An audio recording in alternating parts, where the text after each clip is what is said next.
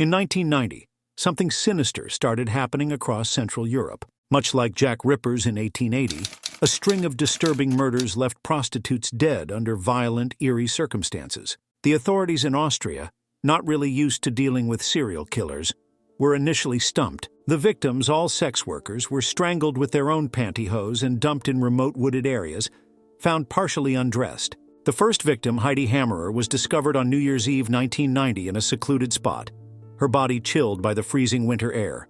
An autopsy showed she'd been strangled, had bruises on her wrists and strange fibers on her body that didn't match her clothes. Months went by and 3 more prostitutes turned up dead in Austria, each found in the same terrifying way. It quickly became clear this was the work of a serial killer. The public was terrified and the police ramped up their investigation. Eventually, they figured out that all the murders pointed to one person, who also killed his own girlfriend. But who was this and why did he do all these? Let's find out the answers in this video. The Austrian police had little experience with cases like this, and their initial efforts didn't bring any solid leads. Then something interesting happened. A retired cop remembered a case from 1974. A young woman had been strangled with her own underwear and dumped in the woods. The killer had been caught and locked up, but he'd recently been released on parole. The retired officer suggested the case might be linked to that man, Johann Jack Unterweger. He was a man with a criminal past who was now out of prison. Unterweger had even become somewhat famous for writing books while he was locked up, and his story had caught the public's attention. It didn't take long for the investigators to start connecting the dots. Detective Ernst Geiger and his team dug into Unterweger's past. They found that he'd been involved in similar crimes before he was imprisoned, and the patterns from those crimes looked shockingly similar to the recent murders.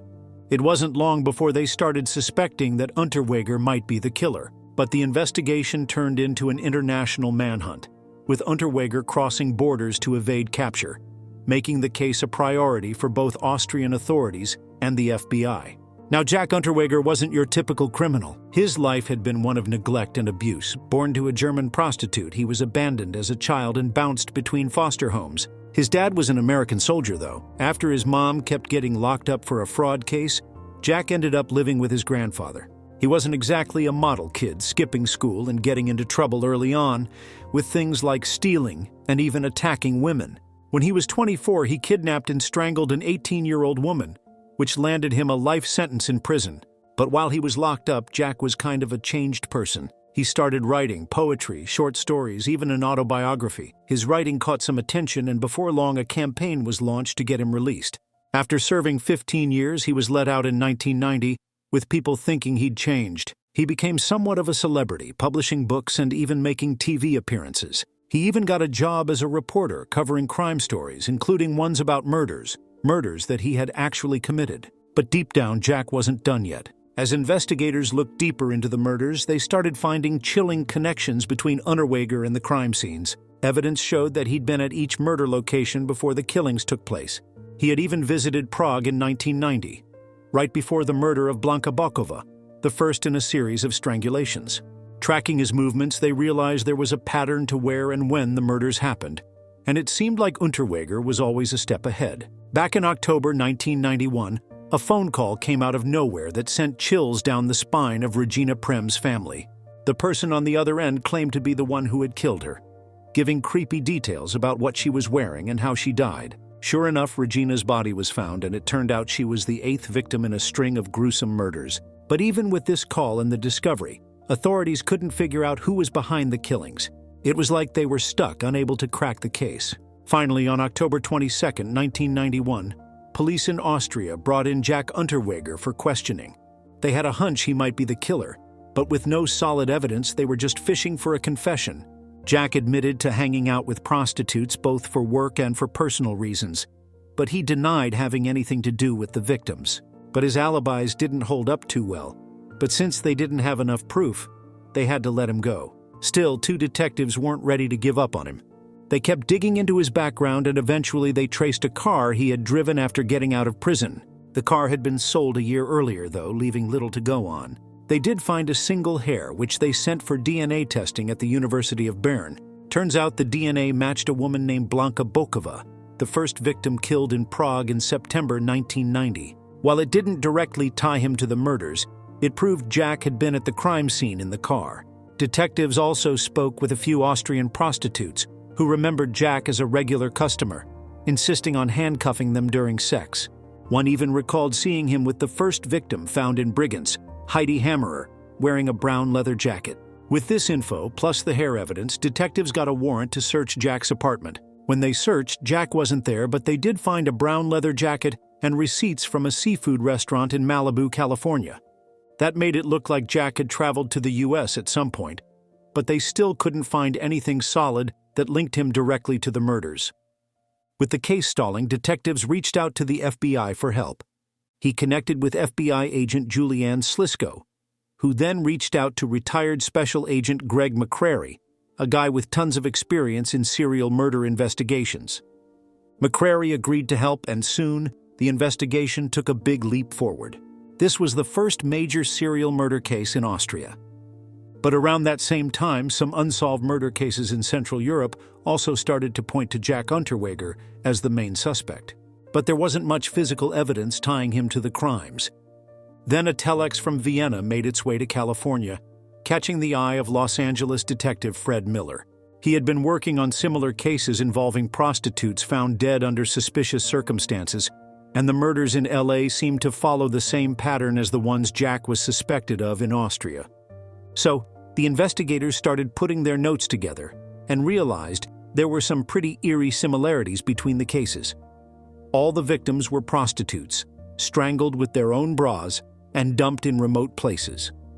Miller and his partner James Harper decided to dig into Jack Unterweger's time in Los Angeles back in the summer of 1991. They tracked down his arrival, which was around June 2nd or 3rd, and his departure in mid-July. During his stay, Unterweger even got involved in the LAPD's ride-along program, where he said he wanted to write a story about prostitution. That gave him a backstage pass to some of the areas where sex work was known to happen. Then the LA murder investigation took them to a 21-year-old named Shannon Exley, who had been last seen near 7th and Main Streets on June 20th, 1991. Her body was discovered naked with a bra wrapped tightly around her neck, showing she'd been strangled. Forensic tests found DNA from 7 different men on her body, but they couldn't track down any matches at the time. 10 days later, they found another victim, Irene Rodriguez, dumped behind a tractor trailer, about 1.5 miles from where Shannon's body had been found. She too had been strangled with her bra, and the last place she was seen was near 7th and Main. That's when the detectives learned that Unterweger had been staying at a hotel just around the corner from where the victims were last spotted. Each time, Detective Jim Harper pointed out how complicated and meticulous the strangulation seemed. Like this wasn't random, but done on purpose. Forensic expert took a closer look at the knots on the bras and realized they were made with the left side of the bras, the part stripped of elastic, which wasn't something that would just happen by accident. So detectives, who had already been suspicious of Unterweger's involvement, took their findings to the FBI to see if they could link all these murders to one person. Meanwhile, Unterweger was living it up in the public eye, still working as a journalist and showing up on TV to trash-talk the Austrian police for not catching the real killer. He even went as far as claiming the cops were trying to pin the crimes on him with no real evidence. Despite everything, he stayed popular, especially in the nightclub scene, where his charm kept winning over fans, particularly women. Meanwhile, McCrary was on the hunt for a pattern, something he could use to profile the killer. He called it a behavioral thumbprint, looking for clues in the way the crimes were carried out. By examining the details of the crimes, he started to notice some similarities. Many of the victims had bruises on their wrists and arms from being restrained, and the autopsies revealed something strange. None of the European victims had semen on them. This pointed to the killer being impotent or insecure about his masculinity. So instead of sexual assault, he vented his anger by strangling the women, blaming them for his frustrations, and leaving their bodies in humiliating positions. When it came to the LA murders, McCrary and his team looked closely to see if the victims there matched the same pattern. One victim, Shannon Exley, was found near a freeway exit, wearing nothing but a t-shirt and socks. She'd been dragged 50 feet from the pavement and strangled with her own bra. The similarities were too much to ignore. This guy had a ritual, a pattern, and it looked like he was continuing it in the US. After a week of digging into the victim details, McCrary and Austrian detective Muller came to a conclusion. The same person was behind all 11 murders. They figured the killer was likely older, smart, and organized, someone who knew what he was doing. Criminal psychologist Tom Mueller said that Jack Unterweger, a prime suspect, was a textbook example of someone who could easily manipulate others. He had a pretty narcissistic personality. He was charming, manipulative, and cared a lot about how others saw him. He had what they call cognitive empathy. He could understand people's emotions but didn't feel them, so he could manipulate them without guilt. Some people could see through his act, but a lot of people didn't. His crimes were all about control, especially sexual control. He was smart about covering his tracks, which is why it took so long for investigators to pin anything on him. So, here's the thing. Despite the murders happening across different places, like Czechoslovakia, Austria, and Los Angeles, the timeline of these killings fit perfectly with Jack Unterweger's travel schedule. It was almost like his movements were a map of the murders themselves, making the connection pretty hard to ignore. The investigation really started piecing everything together, showing that wherever the crimes were, Unterweger seemed to be right there. Even though he was under suspicion for being a murderer, he managed to keep up this normal, almost charming front. He continued to lure women, and then came this 18-year-old Bianca Mrak. She was completely taken by him and even agreed to run off with him if he left Austria.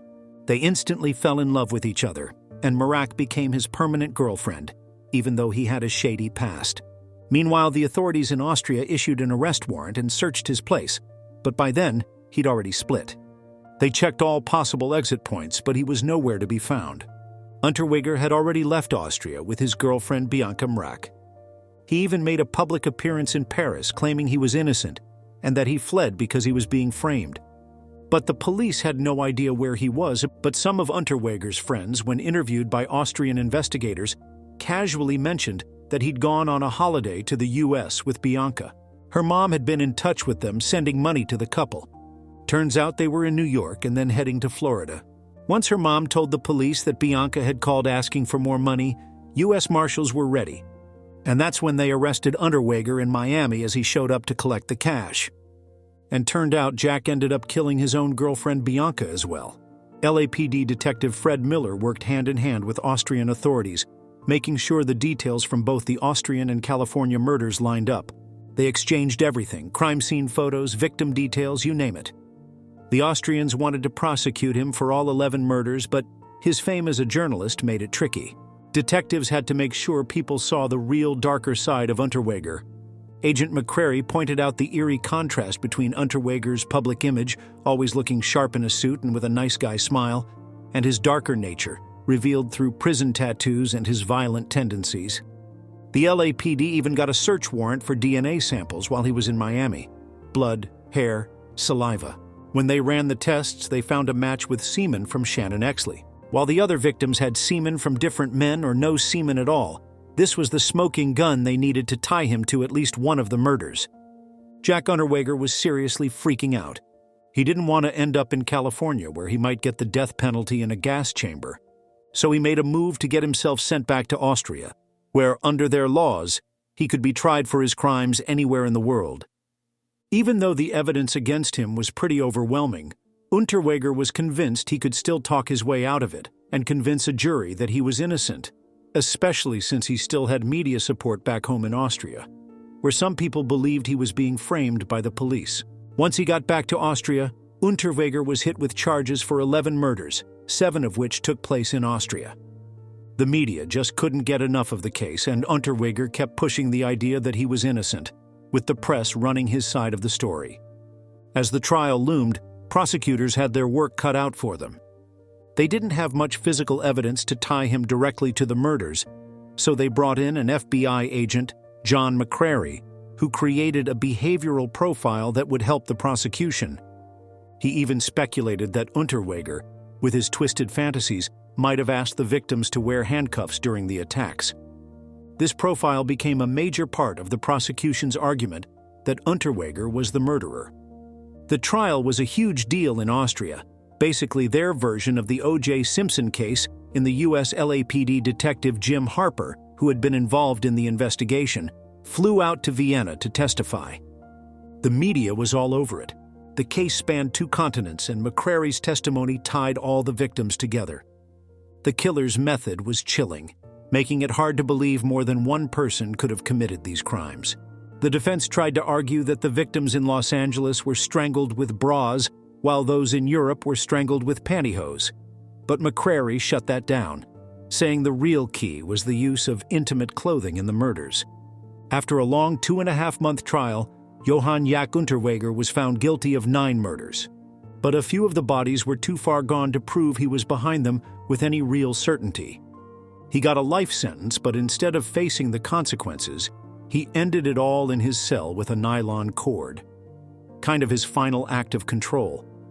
His case was a game changer. It really showed European law enforcement just how useful FBI-style profiling could be. Because of this case, Europe started implementing similar systems, including computerized criminal databases and criminal psychology services. These tools made it easier to investigate sex crimes and homicides, while also helping close the gaps between different jurisdictions, making it harder for criminals to slip through the cracks. So, what's your take on it? Why did he use to kill all these women even after getting caught once? What could be his driving force that made him do this? Share your thought in the comments section. And if you think this was one hell of a murder mystery from that time, just watch this true crime case where an unthinkably brutal murder happened, but there never existed any body to prove that. Then how did the authorities find the guilty? Click on this one to know. Subscribe to the channel for more true crime cases like this. See you soon.